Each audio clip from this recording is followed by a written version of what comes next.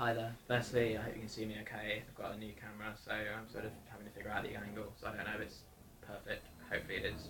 If not, I'm sorry. Basically, this is a video about the current situation in Iran. Now, for anyone who doesn't know what's going on, in the last several days, President Ahmadinejad has claimed victory over his closest rival, Mir Musavi, in the country's presidential election. Although the presidential election in Iran is not as important as it would be in other countries, as basically the country is actually run by a religious extremist called the Ayatollah, the fact that the election seems to have been rigged is still obviously clearly important, as it means that the will of the people is not being put through, and it means that basically only the will of the Ayatollah is making it through, which frankly suggests a rather tyrannical regime. Basically, Ahmadinejad is claimed to have won by a 2/3 margin over Musavi, and this seems highly unlikely, as he's even claiming victory in some towns and cities where there was just no way that Musavi was not going to win.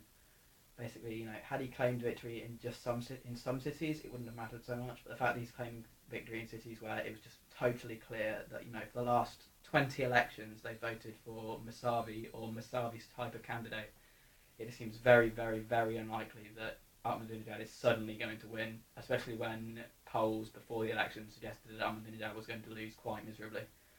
Also, there was a turnout of over 85% for the election, one of the highest, obviously, election turnouts in years and years and years. And yet the Interior Ministry managed to release the results in under 2 hours for the election. So either that means this time round they've got some sort of, bionic voter, bionic vote counter even, who can, count 1 million votes a second, or they just didn't count the votes at all, which, let's be honest, that's probably more likely given the circumstances.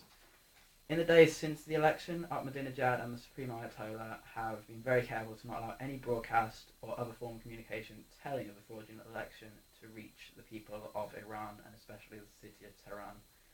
However, it seems that Twitter has somehow fallen off that radar. It seems that it's somehow making it through.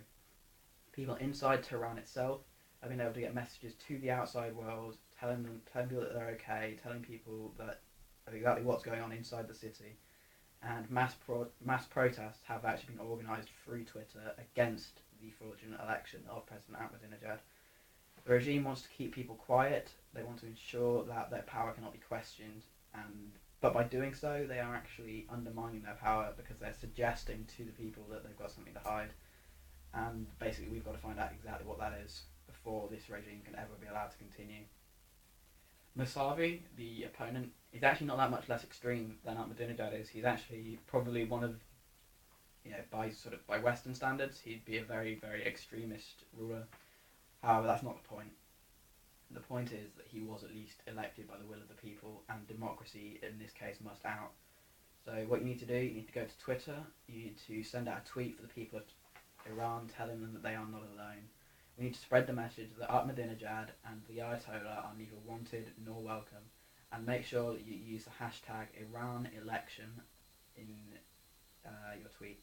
It's in the sidebar, I'll make sure it's there, so just make sure that you put it somewhere in your tweet when you send it out to the people of Iran.